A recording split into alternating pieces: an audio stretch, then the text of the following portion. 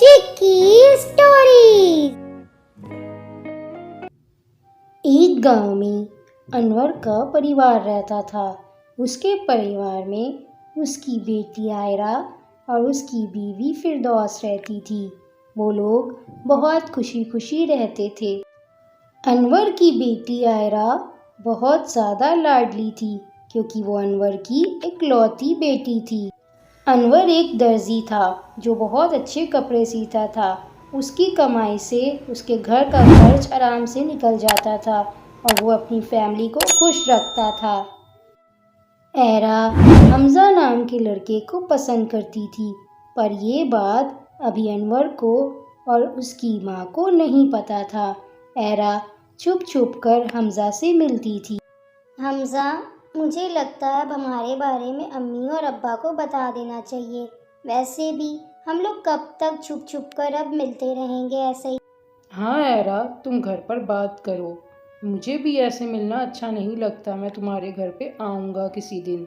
हमज़ा और एरा ऐसे ही मिल रहे थे और बात कर रहे थे कि तभी वहाँ अचानक से अनवर आ जाता है और वो उन दोनों को देख लेता है। अनवर घर जाकर फिरदौस से कहता है, मैंने आज एरा को किसी लड़के के साथ पार्क में देखा। तुम एरा से बात करो और उस लड़के को घर पर बुलाओ। आप बिल्कुल भी फिक्र मत करिए, मैं आज ही एरा से बात करती हूँ और उससे पूछती हूँ कि वो छुप छुप कर किस लड़के से मिलती है। एरा, तुम्हारे अब्बा ने आज तुम्हें किसी लड़के के साथ पार्क में देखा था। बताओ वो लड़का कौन है और उसे घर बुलाओ, हमें उससे बात करनी है। अम्मी, मैं आप लोगों को बताने वाली थी कि मुझे एक लड़का पसंद है और वो भी मुझे पसंद करता है, पर मुझे आप लोगों से डर लगता था, इसलिए मैंने आप लोगों को नहीं बताया। उसका नाम हमज़ा है, वो बहुत अच्छा लड़का है। हमज़ा एक फैक्ट्री का मालिक है और उसके माता पिता भी नहीं है। वो अकेले ही एक घर में रहता है और उसका इस दुनिया में कोई भी नहीं है। ठीक है, तुम हमज़ा को घर पर बुलाओ, हम लोग आज ही उससे बात करेंगे। हमज़ा अनवर और फिरदौस से मिलने उसके घर आता है। अगर तुम मेरी बेटी से निकाह करना चाहते थे तो चुप चुप कर क्यों मिलते थे? तुम डायरेक्ट मुझसे बात भी तो कर सकते थे। और तुम इतने बड़े घर के लड़के होकर मेरी बेटी से क्यों शादी करना चाहते हो? अंकल आंटी, मुझे एरा पसंद है। मैं उससे शादी करना चाहता हूँ। मुझे नहीं फ़र्क पड़ता कि वो अमीर है गरीब। वो मुझे ऐसे ही अच्छी लगती है। आप मेरी उससे शादी करवा दिए, मैं उसको हमेशा खुश रखूँगा। ठीक है, 2 दिन बाद से रमज़ान है तो तुम लोगों का कल ही निकाह करवा देते हैं और फिर तुम लोग एक साथ रहना, और तब तक के तुम मेरी बेटी से नहीं मिलोगे। अब निकाह के बाद ही मिलना। ठीक है अंकल, मैं चलता हूँ और तैयारी भी करता हूँ।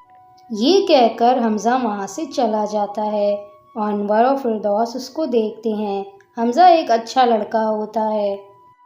फिरदौस, हमज़ा अच्छा लड़का है, उसे दहेज भी नहीं चाहिए, पर हमें तो अपनी बेटी को कुछ तो देना है, इसलिए मैं कुछ करता हूँ। आयरा हमारी इकलौती बेटी है, मैं उसे खाली हाथ तो रुखसत नहीं करूँगा। मैं अपनी दुकान बेच देता हूँ और उसको कुछ ना कुछ दूँगा। हमज़ा लड़का तो अच्छा है।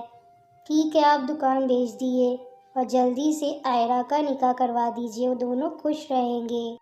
अनवर उतना ही कमाता था जितने में उसके परिवार का गुजारा हो जाए और वो अपनी बेटी की शादी अच्छे से करना चाहता था। अनवर का एक दोस्त सलीम था जो बहुत लालची था। उसकी नज़र हमेशा अनवर की दुकान पर रहती थी। सलीम, तुम मेरी दुकान खरीद लो। मेरे पास जब पैसे हो जाएंगे मैं तुम्हें पैसे देकर अपनी दुकान वापस ले लूँगा, पर अभी मुझे अपनी बेटी का निकाह करना है और मुझे पैसों की ज़रूरत है। ठीक है अनवर, तू मुझे अपनी दुकान दे दे। जब तेरे पास पैसे हो जाए तो मुझसे दुकान वापस ले लेना, मैं तुझे वापस कर दूँगा। मुझे तेरी दुकान तो वैसे भी पसंद है। अनवर ने अपनी बेटी के निकाह के लिए अपनी दुकान बेच दी और दूसरे ही दिन एरा और हमज़ा का निकाह कर दिया। अनवर ने एरा का निकाह एक मस्जिद में कराया था। एरा और हमज़ा बहुत खुश थे। अनवर ने अपने किसी रिश्तेदार को भी शादी में नहीं बुलाया था। वो सिर्फ एरा का निकाह करवाना चाहता था और वो भी रमज़ान से पहले। हमज़ा का घर बिल्कुल महल जैसा था। हमज़ा बहुत बड़े घर का लड़का था, पर हमज़ा के घर में कोई भी नहीं था, ना उसकी माँ ना उसके पिता। इसलिए एरा दिन भर अकेले बैठी रहती थी और हमजा को एरा की फिक्र लगी रहती थी। एरा, मेरे घर में कोई नहीं है, पर तुम मेरे घर में खुश रहोगी, तुम्हें कोई काम करने की ज़रूरत नहीं। मैं जानती हूँ हमजा, और मुझे तो पहले से पता था कि आपके घर में कोई नहीं है। मैंने सब कुछ जानकर आपसे शादी की है। आप बिल्कुल फिक्र मत करिए। मैं दिन भर अपना काम करती हूँ और मुझे किसी चीज़ की कोई ज़रूरत नहीं है। आयरा और हमजा एक दूसरे के साथ बहुत खुश थे और वो खुशी खुशी एक दूसरे के साथ रहते थे। 2 दिन बाद रमज़ान शुरू हो गए और फिरदौस अनवर से कहती है, हमारे सारे पैसे एरा के निकाह में खर्च हो गए और हमारे पास कुछ भी नहीं है, तो मैंने ये रोटी बना ली है, इसी से रोज़ा खोल लीजिए आज। ऐसे ही दिन बीतते गए और ईद का वक्त नज़दीक आ गया। अब तो घर में एक दाना भी नहीं है, मैं कैसे कुछ बनाऊं? अफ्तारी का भी सामान नहीं है, मैं क्या करूं? 2 दिन बाद ईद है। फिरदौस, हमें अपनी बेटी की शादी तो करनी थी और तुम बिल्कुल चिंता मत करो, मैं कुछ करता हूँ और ईद का भी इंतज़ाम हो जाएगा और आज का भी। ये कहकर अनवर वहाँ से चला जाता है और फिरदौस बहुत दुखी होती है कि उन लोगों के पास बिल्कुल भी पैसे नहीं थे। अनवर बेचारा बहुत गरीब हो जाता है। एक तो वो अपनी दुकान बेच चुका था और ऊपर से उसके पास बिल्कुल भी पैसे नहीं थे, इसलिए वो एक मस्जिद के पास बैठकर भीख मांगने लगता है। एक दिन अनवर भीख मांग रहा होता है और एक आदमी उसे बहुत सुना रहा होता है और हमजा ये सब देख लेता है। वो वहाँ तो कुछ नहीं कहता, पर वो एरा से जाकर कहता है, एरा, आज मैंने मस्जिद के बाहर तुम्हारे अब्बा को भीख मांगते हुए देखा है। पता नहीं वो लोग किस हालात में हैं। तुम एक बार भी अपने घर उनसे मिलने नहीं गई। हमजा, आप कैसी बात कर रहे हैं?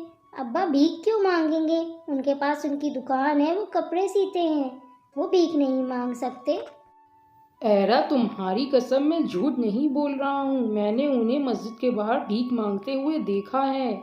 हमजा, आप क्या कह रहे हो? मुझे कुछ समझ में नहीं आ रहा। मेरे अब्बा भीख मांग रहे हैं और मुझे कुछ पता भी नहीं, और मैं यहाँ आराम से रह रही हूँ। मुझे आज ही घर जाना है अपने, मुझे घर ले चलिए। एरा, मैं उनकी दुकान पर पता लगाने गया था, पर वहाँ पर वो नहीं थे। वो अपने किसी दोस्त की दुकान बेच चुके हैं, वो भी हमारे निकाह पर, इसलिए उनकी ये हालत हो गई है। अब तुम चलो उनके घर, मैं भी तुम्हारे पीछे आता हूँ। बेचारे पता नहीं किस हालात में हैं और हमें इस बारे में कुछ पता भी नहीं है। और हाँ एरा, मैंने तुम्हारे अब्बा की दुकान उससे डबल पैसे देकर ख़रीद ली है। मैं तुम्हारे अब्बा को वो दुकान वापस कर दूँगा। हमजा, आप बहुत अच्छे हैं। आपने मेरे माँ बाप के बारे में इतना सोचा, मैं आपका एहसान कभी नहीं भूलूंगी। आयरा उसी वक्त अपने घर बहुत सारा सामान लेकर आ जाती है और अनवर एरा से कहता है, एरा बिटिया, तुम यहाँ क्या कर रही हो और इतना सारा सामान लाने की क्या ज़रूरत थी? तुम आती ऐसे ही, मैं तो तुमसे मिलने के लिए तरस रहा था, बहुत दिनों बाद आई। अब्बा अम्मी, मैं आपसे बहुत गुस्सा हूँ। आप लोगों ने मुझे घर के हालातों के बारे में कुछ नहीं बताया। क्या मैं अब आप लोगों की कुछ भी नहीं लगती हूँ? एरा बिटिया, ऐसा कुछ नहीं है। तुम हमारी इकलौती बेटी हो, हमें जान से भी प्यारी हो। बस हम तुम्हें परेशान करना नहीं चाहते थे। तभी वहाँ हमजा आ जाता है और कहता है, अंकल आंटी, आप लोग ने मुझे अपना बेटा नहीं समझा अभी तक, इसलिए आप लोगों ने मुझे कुछ नहीं बताया। वो तो मैंने अंकल को देख लिया भीख मांगते हुए, तो मैंने एरा को सब बता दिया और आपकी दुकान भी उससे ख़रीद ली फिर से। बेटा, बहुत बहुत शुक्रिया। मैं तुम्हारा ये एहसान कभी नहीं भूलूंगा और मैं जल्दी तुम्हारे पैसे लौटा दूंगा।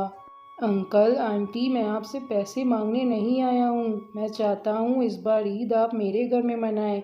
मैं आपसे ये कहने के लिए आया हूँ। बेटा हमजा, हम तुम्हारे घर इस बार ईद मनाने ज़रूर आएंगे। तुम बिल्कुल भी परेशान मत हो। तुम लोग घर जाओ, हम लोग तुम्हारे घर ज़रूर आएंगे। हमजा, मैं जानती हूँ अपने अब्बा को, वो भीख मांग लेंगे पर किसी से उधार नहीं लेंगे, इसलिए आप पैसे ले लीजिएगा उनसे। 2 दिन बाद ईद का चांद भी नज़र आ गया और अनवर और फिरदौस ने हमजा के घर जाकर बहुत अच्छे से ईद मनाई और अब एरा और हमजा भी बहुत ज़्यादा खुश थे और अनवर को हमजा की वजह से अपनी दुकान भी वापस मिल गई थी और अनवर अब बहुत खुश था। इस तरह गरीब की ईद अच्छी हो गई।